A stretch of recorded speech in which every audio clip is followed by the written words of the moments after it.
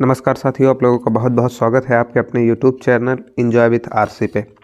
तो अब तक की चर्चा में हम लोगों ने प्रश्नावली 6.3 को सॉल्व करने के लायक जो दो प्रमेय थी उनको हम लोगों ने देख लिया था। उनका सिद्धिकरण भी हो चुका था, मतलब सिद्ध कर दिया गया था उन्हें। तो इसमें कुछ दो प्रमेय थी, जिसमें एक में दिखाना था कि त्रिभुज के तीनों अंतःकोणों का योगफल 180 डिग्री होता है, और दूसरी प्रमेय में दिखाना था कि जो त्रिभुज का बहिष्कोण होता है वह त्रिभुज के दोनों दूरस्थ अंतःकोणों के योग के बराबर होता है। तो इन दो प्रमेय का यूज इस चैप्टर में तो होगा ही, साथ में जो पिछले प्रमेय पढ़ाई गई हैं उनका भी यूज इस चैप्टर में होने वाला है। तो अभी तक आप लोगों ने अगर वह वीडियो नहीं देखी है तो आपके ऊपर स्क्रीन पर कोने में एक प्लेलिस्ट दिख रही होगी, आप लोग उस पर क्लिक कीजिए तो वो सारे वीडियो आपको क्लास 9th के मैथ के मिल जाएंगे। तो पहले उन वीडियो को देख लीजिए, उसके बाद फिर इस पर चर्चा करते हैं। तो आइए फिर स्टार्ट करते हैं आज की चर्चा को। तो इसमें प्रश्नावली 6.3 आपकी स्क्रीन पे दिख रही होगी, जिसमें कुछ प्रश्न इस प्रकार दिया हुआ है कि एक आकृति है 6.39, यानी कि ये दी हुई आकृति जिसमें त्रिभुज पी क्यू आर की भुजाओं पी क्यू और आर क्यू को क्रमशः बिंदुओं एस और टी तक बढ़ाया गया है।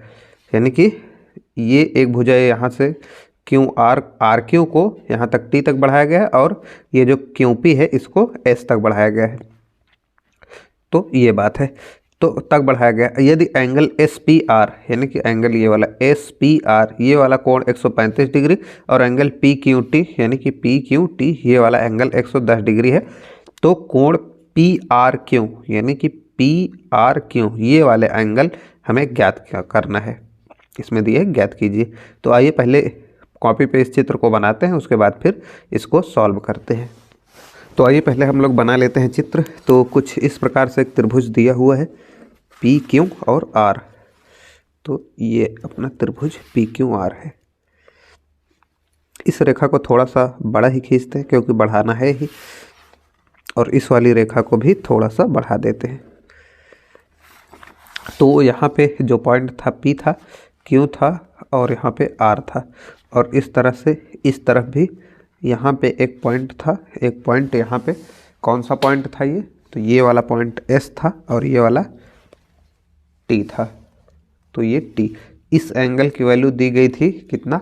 110 डिग्री, और इस वाले की 130 डिग्री, और ये वाला एंगल हमें ज्ञात करना था। तो लिखते हैं हम लोग कि हमें दिया क्या गया है। तो यहाँ पे ऊपर ही लिख देते हैं, दिया गया है जो एंगल कौन सा है? S P R, S P R ये दिया है 130 डिग्री, और जो एंगल टी क्यू पी है P Q T 110 degree. Angle P Q T जो दिया हुआ है ये 110 डिग्री दिया हुआ है। अब उसके बाद हम लोग इसको सॉल्व करना शुरू करते हैं, और हमें निकालना क्या है?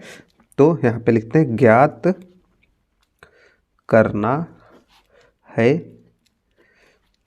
क्या ज्ञात करना है? तो एंगल पी आर क्यू या क्यू आर पी भी कह सकते हैं। तो इस तरह से। तो अब यहाँ पे हम लोग नीचे लिखते हैं हल। तो हल में देखिए ये बेसिकली कितना होता? ये वाला, या इन सभी को हम लोग नाम दे देते हैं। इसको x डिग्री, इसको y नाम देते हैं, और इसको z नाम देते हैं। तो अब इनको अगर हम लोग देखें तो x plus Y plus Z बराबर कितना होना चाहिए? 180 डिग्री होना चाहिए। अब उसमें भी अगर देखा जाए तो ये एक बहिष्कोण है, यानी कि ये जो एंगल टी क्यू पी है ये एक बहिष्कोण है। तो इन दोनों कोणों के योग के बराबर होगा, यानी कि x प्लस जेड जो है वो 110 डिग्री होगा। ऐसा क्यों? तो ये दोनों अंतःकोण है और ये दोनों ये बहिष्कोण है। तो यहाँ पे बहिष्कोण है, बहिष्कोण है, ऐसा लिख सकते हैं, या पूरी प्रमेय ही लिख दीजिए यहाँ पे। तो इस प्रकार। तो अब उसके बाद यहाँ पे एक और देखिए, तो ये भी एक बहिष्कोण है। तो ये अपने दूरस्थ कोणों के यानी कि y और z के इक्वल होगा, मतलब योग के बराबर होगा। तो यानी कि y प्लस जेड को अगर हम लोग जोड़ें तो ये कितना आना चाहिए? 130 डिग्री आना चाहिए। तो ये भी हो जाता है कौन सा कोण, ये भी इसी की वजह से कि बहिष्कोण प्रमेय की वजह से। अब उसके बाद यहाँ पे ये छोटा जेड रहेगा। अब उसके बाद क्या करते हैं हम लोग, y प्लस जेड की वैल्यू इसमें रख देते हैं। तो y प्लस जेड की वैल्यू समीकरण 1 में रखते हैं। तो यहाँ पे लिखेंगे y प्लस जेड बराबर 130 समीकरण 1 में रखने पर, समीकरण 1 में रखने पर तो कितनी आई वैल्यू, तो अगर यहाँ पे रखते हैं हम लोग तो x ऐसे ही रहा, y प्लस जेड की वैल्यू 130 डिग्री रखेंगे, इस तरफ 180 डिग्री है ही। अब इसको इस तरफ जब ट्रांसफ़र करेंगे तो कितना बचेगा, 50 डिग्री। तो x बराबर आ जाता है 50 डिग्री। अब इसी वैल्यू को उठाकर हम लोग इस वाले समीकरण में रख देते हैं।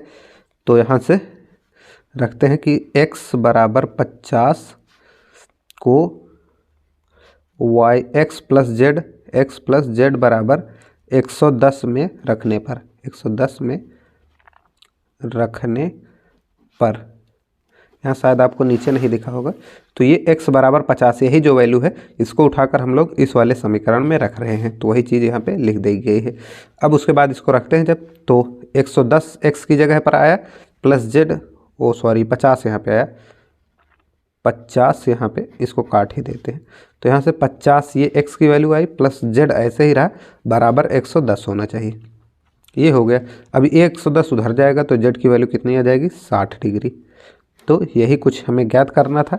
तो एंगल जो PRQ है, PRQ यही एंगल जेड था और यही एंगल किसके बराबर है, 60 डिग्री के। तो इस तरह से ये सवाल सिद्ध हो जाती है।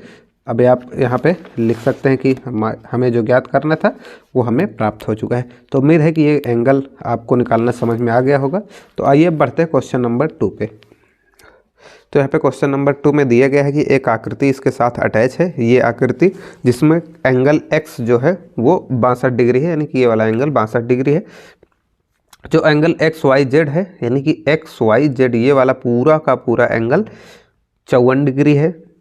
यहाँ पे आप इतना मत समझिएगा, ये पूरा 54 डिग्री है, 54 डिग्री है। और YO और ZO क्रमशः जो त्रिभुज XYZ के कोण, यहाँ पे जो YO है ये वाली रेखा और ये OZ जो त्रिभुज बन रहा है XYZ बड़े वाले का, XY जो एंगल XYZ है यानी कि ये वाला एंगल पूरा का पूरा और ये वाले के दोनों समद्विभाजक हैं, यानी कि दोनों को बराबर भागों में बांट रहे हैं, ये लोग समद्विभाजक हैं। तो जो एंगल OZY और एंगल YOZ ज्ञात करना है, यानी कि एंगल OZY ये वाला एंगल और एक एंगल YOZ ये ऊपर वाला एंगल। तो ये दोनों एंगल बेसिकली हमें बताने हैं। तो आइए पहले चित्र बनाते हैं, उसके बाद इसको सॉल्व करते हैं। तो यहाँ पे पहले हम लोग बनाते हैं चित्र इस सवाल नंबर 2 का। तो कुछ इस प्रकार से है इसका चित्र। तो यहाँ पे एक त्रिभुज है XYZ, ये हो गया त्रिभुज XYZ। यहाँ पे था x, यहाँ पे था y और यहाँ पे था z, और इसमें एक बीच से पॉइंट यहाँ पे O है, यहाँ पे पॉइंट O है, इसको यहाँ पे मिलाया गया है।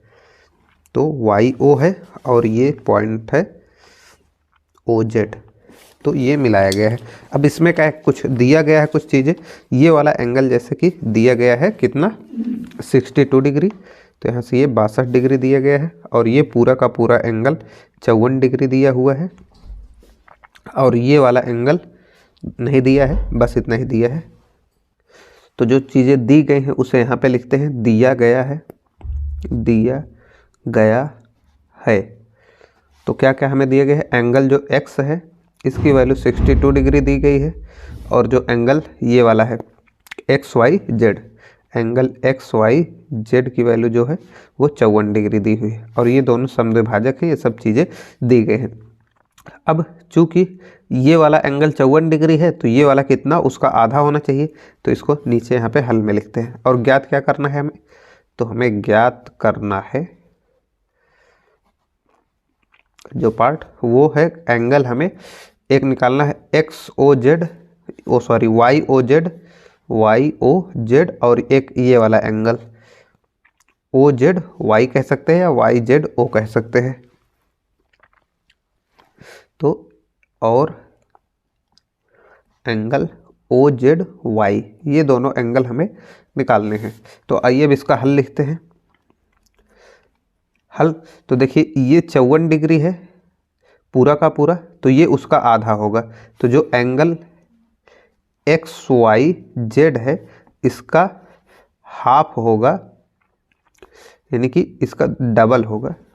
ओ सॉरी, एक्स वाई जेड का डबल होगा। कौन मतलब इस एंगल का डबल किया जाए तो इसके बराबर होगा।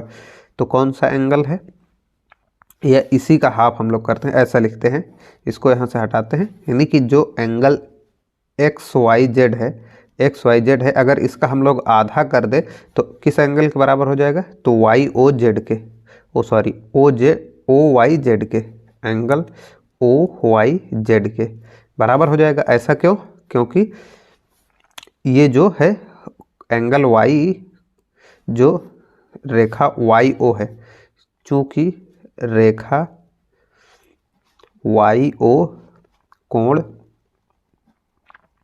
कौन सा कोण, एक्स वाई जेड को, कोण एक्स वाई जेड को समद्विभाजित करती है, समद्विभाजित